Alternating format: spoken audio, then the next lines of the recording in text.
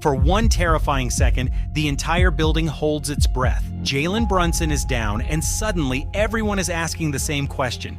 Is this how it ends? He had already carried the New York Knicks further than almost anyone believed possible, putting them just one victory away from the dream. This is usually where the cruel twist arrives. The injury hits in the final act. The hero cannot finish, and everything his team fought for begins to fall apart. But Brunson gets back up. Brunson gets away from Castle, the floater's up and good! Jalen Brunson with another answer! He walks onto the floor in front of 18,000 Spurs fans ready to watch him fail. He is limping and every step clearly hurts, but the pain in his ankle is nothing compared to 53 years of waiting. With New York down 10 and only 8 minutes remaining in the biggest game of his life, Brunson completely takes control. He scores 15 points during the comeback and buries the go-ahead floater, his 45th point of the night and the most ever scored by a Knicks player in an NBA Finals game. It's over! It's over! Knicks fans, this is not a dream! Your long, long wait has ended! Go ahead and cry. After 53 years, the Knicks are finally NBA champions once again! Then it finally happens. The Knicks are NBA champions again. For the first time since 1973, New York sits at the top of the basketball world. Yet somehow, that unforgettable comeback was only one reason NBA legends began looking at Brunson's 2026 playoff run and calling it generational. Even before the playoffs began, Shaquille O'Neal pulled Brunson aside and asked whether he truly believed the Knicks could win the championship. As a four-time champion, Shaq had heard every polished answer in the book. He knew the difference between a player saying the right words and one who genuinely believed he was about to do something historic. But something about Brunson's response immediately grabbed him. The look in his eyes reminded Shaq of only one other player he had ever seen carry himself that way. Jalen Brunson is a real deal. Me and Kenny kind of cornered him. We had a show like right before playoffs started. And I like to mess with guys. I said, hey man, you gonna win a championship this year? He had that look in his eye like when I used to ask Kobe. Like he really had a look in his eye. Like I knew that, hey, they was gonna do it. And then when they played Atlanta and lost those games, I got nervous, but the way they step up, the way they came back, the way they was beating teams, they actually did it the right way. That comparison sounds wild, but Brunson had spent 3 straight seasons proving he deserved it before anyone dared to say it publicly. In 2023, he jumped from 24 points per game in the regular season to 27.8 in the playoffs. In 2024, he climbed from 28.7 to 32.4 points, while adding 7.5 assists across 13 playoff games. Then in 2025, he delivered 29.4 points and 7 assists through 18 postseason games. The pattern was impossible to ignore. The competition got tougher, the pressure became heavier, and Brunson somehow became even more dangerous. In 2026, Jalen Brunson averaged 28.4 points, 6.1 assists, and 3.2 rebounds across 19 playoff games, leading the Knicks through a historic 16-3 run. When New York lost back-to-back games against Atlanta to open the postseason, even Shaquille O'Neal began wondering whether he had judged them wrong. But the Knicks did not panic. They came roaring back, swept Philadelphia, swept Cleveland, and watched Brunson become even more dangerous every time the pressure increased. So why could nobody stop him? Brunson had his moment in the third quarter where he took over. I admit, before the game, game one's always a fill-out game. I was anxious to see how he's going to do against those tough 4 defenders. He just showed me, Kenny and Chuck, that he's ready for the lights. He's ready for the big lights. Third quarter and fourth quarter, he carried him a little bit, but the others for the Knicks definitely stepped up. How did Brunson keep reaching his favorite spots when every defender in the arena already knew exactly what he wanted to do? Reggie Miller understood it better than almost anyone. He built his own career by beating bigger and quicker defenders with elite footwork, sharp angles, clever timing, and a chess player's understanding of open space. I'm going to tell you how he does it. He is the master. I'll put it to you like this. He is the Kobe Bryant of point guards. And why I say that, his fundamentals and footwork are superb. Superb. He understands angles, and when he uses his footwork, when he does get into the paint, he keeps the defense off balance. He is great in the mid-range. He can kill you from 3-point, and he's a pretty honorable passer as well. So his footwork, that's what makes him so efficient. According to Miller, Brunson was winning those battles before the shot even left his hands. One number reveals just how deadly Brunson became when games reached crunch time. Since the NBA began tracking play-by-play data in 1996, 77 players have attempted at least 50 playoff shots in those high-pressure situations. Brunson scored 40.6 points per 36 minutes in those moments, giving him the second highest rate of the entire tracking era. I'll say this, they don't win game 1 without the brilliance of Jalen Brunson. And again, in game 2, that big shot again came from Jalen Brunson. He is the one player he's the ultimate closer. Anytime the game is close, I don't care who you're playing, I will always trust in Brunson. Too good of footwork, his mechanics are great, his foundation is fantastic. That dude just scares me if a game is close and the ball is in his hands. Does he remind you of anybody you played against? I'm not comparing them. I'm not saying they're the same. So people, please don't come at me. But when MJ and when Kobe, when both of those guys had the ball in the closing moments, you just knew something special was going to happen. You knew they were going to get a clean look. Now, whether they made it or missed it, that was on them. I look at Brunson that same way. He can get any shot he wants in the closing moment. Now, if he makes it or misses, that's on him. But there's not a lot of defense you're going to be able to do one-on-one to stop that. The only player above him was Michael Jordan, but remove free throws and count only points from the field, and Brunson actually moves ahead of Jordan, 30 points per 36 minutes compared with Jordan's 28.7. That is what makes Brunson such a nightmare. It is not only his ability to hit difficult shots, it is how he controls the defender before he even attempts them. After the finals, Tim Legler explained that Brunson possesses a rare ability to stay calm and execute under extreme pressure. On why Brunson has a special ability to perform in big moments that separates him from everyone else in the league. And once you see it, you start noticing how he manipulates defenders, creates space, and operates as both the Knicks' primary scorer and playmaker. Now he's at the point where you go, is there anybody else in the league that you trust more with the ball in their hands with the game on the line than Jalen Brunson? I mean, he's literally elevated himself to right there at the top of the list. If you don't want to say he's, clearly the guy, he's certainly on that top 2-3 guys in the league that you want the ball in his hands, because what he has shown you is he has an ability to process high pressure situations in a way that most guys are never capable of getting to. And it's amazing because he doesn't do it with anything that he's relying on athletically. It's all based on footwork, playing multiple speeds, getting you off balance, touch, IQ, strength, you name it. Like, that's what it is, but it's not getting off the ground to elevate over guys. It's not blowing by guys. It's not a crazy handle. It's just an ability to understand where he wants to go, keep you off balance, to prevent you from dictating to him anything. He dictates terms to you, whatever's in front of him. Very few guys in this league right now it starts to make sense. Defense, he averaged 9 what Brunson was doing in the fourth quarter. Legler called it muscle memory. And that's a very, and when you very, look at very this postseason, once you recognize it, you see it everywhere. He changes pace, shifts defenders off balance, creates tiny pockets of space, and somehow handles the responsibility of being New York's main scorer and primary playmaker at the same time. Legler described it as muscle memory, and Brunson's fourth quarter numbers make that argument hard to deny. During the postseason, he averaged 9.9 points in the fourth quarter while shooting 56% from the field, 53% from three, and 91% at the free throw line. Those numbers are ridiculous. Brunson against Harden, almost pokes it away. Shot clock at 10. Brunson drives, pulls up, shot is up, bank shot is good. Cavs might want a timeout if he scores. Brunson, three-pointer, puts it in! Captain Clutch has come alive! Since 1996, only 2 players have averaged at least 9.9 fourth quarter points for a championship team. Brunson in 2026 and Dirk Nowitzki in 2011.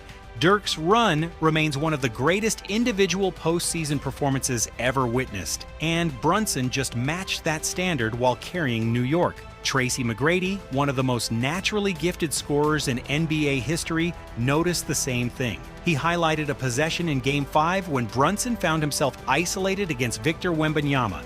Instead of trying to overpower the much taller defender, Brunson drove left, created the exact angle he needed, and finished the layup anyway.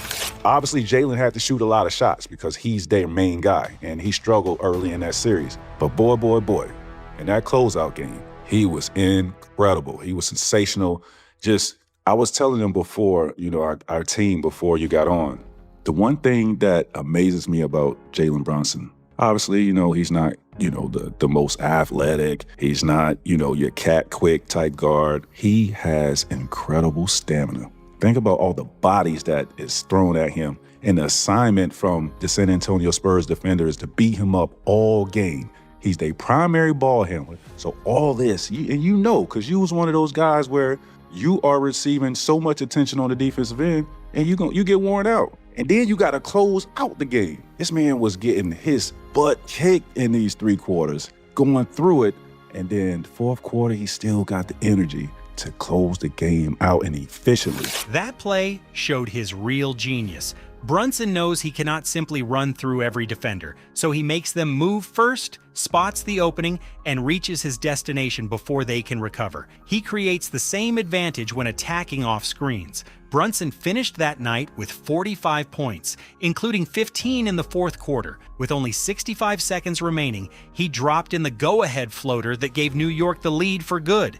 It was the perfect ending to a transformation that had been building for 4 years. It's such a cerebral player. Coming off those screens, sometimes he comes off and he's dribble and gets to a spot and rise up. Well, sometimes he'll come off that screen and he'll pull up right away to get you to your momentum, taking you right into his body. And he's shooting 3 foul shots. Dylan Harper, he got hit with that a few times. So he's a very cerebral type basketball player that's crafty. And man, when you could shoot the ball as well as he does, I mean, you're a very dangerous basketball player, and knowing the angles and, definitely have that dog mentality to where it doesn't really matter what the score is of how he's done, what he's done in the first 3 quarters. When that fourth quarter comes around, it seems like he turns into a different man. Brunson went from All-Star to All-NBA, from a supporting piece to an MVP candidate, and from the player Dallas allowed to leave to the man who put the Knicks on his back and carried them to a championship. LeBron James understood exactly how difficult that journey was. While breaking down Brunson's game, LeBron explained what makes him such a brutal matchup. Brunson's playoff average of 28.4 points placed him beside some of the greatest championship scorers in league history: LeBron, Michael Jordan, Kareem Abdul-Jabbar, Shaq, and other legends. That is the kind of elite company Jalen Brunson has officially entered. Jalen he's first of all, the number one characteristic for me is, and last year is Clutch Player of the Year. This year, I believe, is Shea. Last year was Jalen. Is his will to win. Right. His will to win. And I would say one of the things that I love about him, beyond the shot making, is he's so smart at using his body. Yeah. We know he plays off 2 feet. We know he's got incredible touch on those drives where guys, and he's able to just float the ball in the basket. It's almost not a floater, not a layup, not a runner, but it's just like a shot on the move with a guy tattooed to him. It's what we will say is off timing. Yeah. Or if you're guarding him, you can't time it because you don't know when he's going. It's not natural. Yeah, it's not natural. Like he goes and then he just kind of tosses it up there. Boom, boom, instead of boom. Yeah, boom, exactly. So now you know. Yeah, exactly. So now you know I have to get it up. But like as a defender, he gets you sometimes. He gets you leaning. Yeah. And then and he's right at. LeBron James also highlighted one detail that often gets overlooked. Brunson is left-handed. That may sound simple, but it changes the angles defenders usually prepare for and makes his footwork even more difficult to read. Most fans watched Brunson's run and thought, okay, that was an incredible postseason. But Gilbert Arenas wanted people to understand just how rare it truly was. Also add on to that, he's a lefty. Which also changes it too. Our league is so 90% of our league, 95% of our leagues are righties. You know, and the lefties that's dynamic in our league, it's sometimes just hard to kind of get a cadence of that. Yeah. The Manu Ginobili's, the James Hardens, the, you know, now the Jalen Brunson. Like it's a different feel when a guy's coming at you lefty, you know? So that I think that plays a little bit into it. I don't know if anybody's ever said that, and I could be wrong, but I also could be right. I think being a lefty too, when you're that dynamic, it just gives the defense and the defender a little bit more of a headache. Many fans were already calling Brunson the greatest Knick ever after the championship. Yet Arenas took the argument even further. He claimed Brunson had just done something that other smaller guards who reached the top, including Stephen Curry and Isaiah Thomas, never had to do in quite the same way. Brunson did, people don't really understand. There's only been, outside of what he just did, only Steph and Isaiah Thomas is the only guards 6'3" and under to be the guy on the team to win a chip. It's only been them two, right? That's fine. So for him to do it, that already is amazing. But how he did it in the city he did it in is very different, right? The pressure's on more. Right. Look at Curry's first championship. Steph averaged 26 points in the 2015 finals, but LeBron led the series with 35.8 points and 8.8 assists. Andre Iguodala also contributed 16.3 points per game for Golden State and ultimately won Finals MVP. Then consider Isaiah's first title. He averaged 21.3 points in the 1989 finals, while Joe Dumars led Detroit with 27.3 points on 57.6% shooting. Brunson faced a completely different burden. He averaged 32.6 points in the 2026 finals, nearly 11 more than New York's next highest scorer. In the fourth quarter alone, he produced 11.2 points per game, and he did it under the brightest spotlight in basketball. New York was always going to write the story around him. If the Knicks lost, Brunson would become the face of their failure. He understood that pressure, accepted it, and turned it into motivation. Kevin Garnett saw that mentality during Game 1 of the Eastern Conference Finals against Cleveland. He is this generation's Patrick Ewing. He is the best player on the Knicks. He is, to me, the engine that makes that shit go. Arguably already a top 5 Knick ever. He is, bro. Like that motherfucker. If he don't do that last night, bro, they get smoked. That shit started with him. He hit 3-4 shots in a row, and they was on some. They was candy. They was, oh yeah. You know what I'm saying? Like it was perfect. The stage was perfect for him to do what he did. Bro, what he did last night will be why you remember him. Real shit, man. He took the game over, and just that list you just spilled off, bro.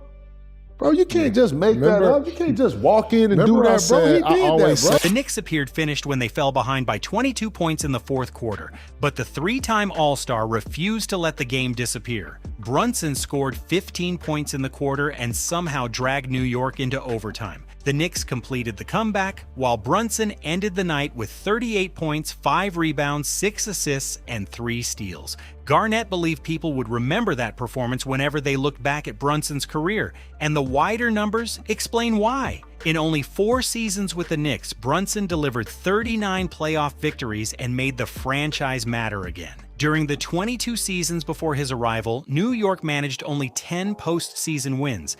Then there is Patrick Ewing, who served as the face of the Knicks for nearly 2 decades. Ewing played 135 playoff games for New York and scored at least 30 points in 8 teams. It's them. Brunson has already reached 30 points 30 times in only 61 playoff appearances. That does not diminish Ewing's greatness, but it shows how quickly Brunson has rewritten the franchise's postseason record book. Few people understand what that means to New York better than Walt Frazier. He helped the Knicks win their last championship in 1973, captured 2 titles with the franchise, and lived through every year of the wait that followed. So when Frazier and Ewing presented Brunson with the Larry Bird Trophy, it felt like the old guard officially passing the torch. What was it like for you and Pat to hand that Eastern Conference trophy to Jalen? Oh yeah, it's been a long time, and carrying on the tradition, passing it down to Jalen. So he's the guy now that has to carry it. But you got to capitalize when you get there, So we're gonna stay on him. As Red Holzman would tell us at this point, hey Clyde, we ain't won nothing yet. Frazier had already called Brunson the reigning Mr. Clutch, but seeing the 81-year-old legend watch another Knicks point guard carry the franchise back to the top felt almost unreal. Frazier had lived that moment 53 years earlier. He played for Red Holzman and repeatedly heard the same message as the Knicks moved closer to the championship: the job isn't finished yet. Brunson answered that message in the only way he knew how. He went onto the court and finished it. For years, critics placed the same 5-word ceiling over Brunson: too small to win it. It was not only frustrated fans saying it. Analysts openly questioned whether a player his size could carry a franchise deep into the playoffs. At the end of the day, they don't have a dude. You gotta have a dude. You gotta have a 1A dude. And they're missing that at the end of the day if we're just getting down to brass taxes. Sorry. I didn't want to disagree with Becky today, but they do have their dude. Who?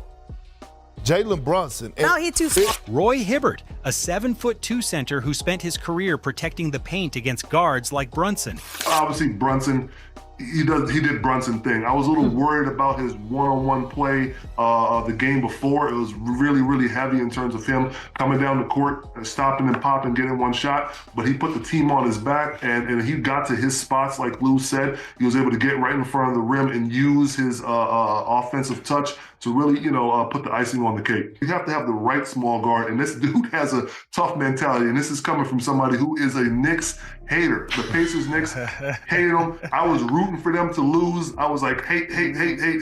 But you definitely got to give it to him, because Brunson definitely stepped up. His mental fortitude was strong, and man, I mean, you got to give it to this Knicks team. Never accepted that argument. Whenever the pressure reached its highest point, the Knicks kept placing the ball in the hands of the shortest player on the court. Game 4 of the finals became the clearest proof of Hibbert's belief. New York fell 29 points behind San Antonio, facing a deficit no team had ever overcome in an NBA Finals game. Brunson responded with 36 points, 7 assists, and 5 rebounds. When the Knicks finally pulled within 1, the ball returned to him because his teammates trusted him to make the correct decision when everything was on the line. Brunson with Wemby on him, drives, pulls back.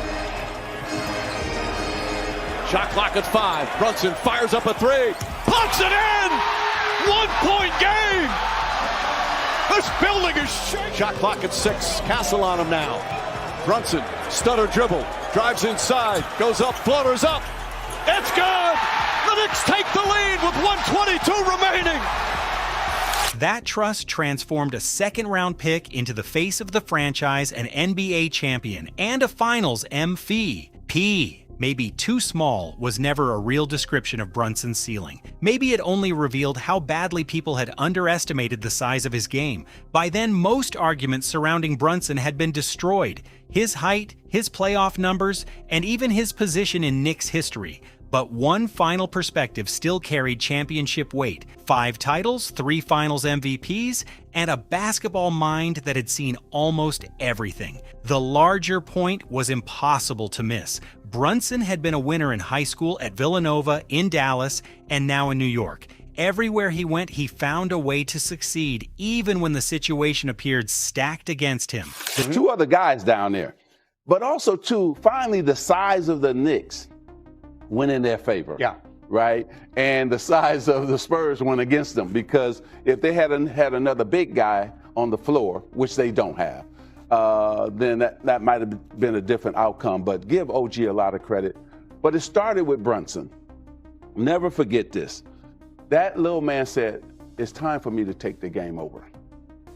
And when he decided to take the game over, because everybody else was struggling, Greeny, that's when the players felt it. That's when the fans felt it. Here come the noise, the excitement, and then everybody felt better about the situation. When you're in a situation like that, the superstar got to come and raise everybody else's level of play up. And Brunson did that when he decided to take the game. The 2026 season delivered his loudest statement yet. Brunson became the first player ever to win NBA Cup MVP, Eastern Conference Finals MVP, and Finals MVP during the same season. Think about how crazy that journey really is. A 6'2" second-round pick whom Dallas did not value enough to offer a long-term contract later left approximately $113 million on the table to give the Knicks greater flexibility to build around him. Now return to that frightening moment in Game 5. Brunson is lying on the floor holding his ankle while an entire season hangs in the balance. Everyone wonders whether his historic run has finally ended, but you already know what happens next. He gets back up. He always does, because his team still needs him. That is who Jalen Brunson has become. Audio. I'm hurting right now, but like I said before, the opportunity presented itself. Whatever you got to do. Maybe that is what Knicks fans will remember most. Brunson appearing every single time the moment demanded something more. They may not witness another postseason like this for a very long time. The Eastern Conference will become tougher, the expectations surrounding New York have completely changed, and the road back to the finals will not look anything like the one they just survived. But none of that can erase what already happened. Jalen Brunson's 2026 playoff run was generational, and he earned every part of that label. The debate is no longer whether he belongs among basketball's most reliable playoff stars. The real question is much harder. With the entire season on the line, how many NBA players would you honestly choose ahead of Jalen Brunson?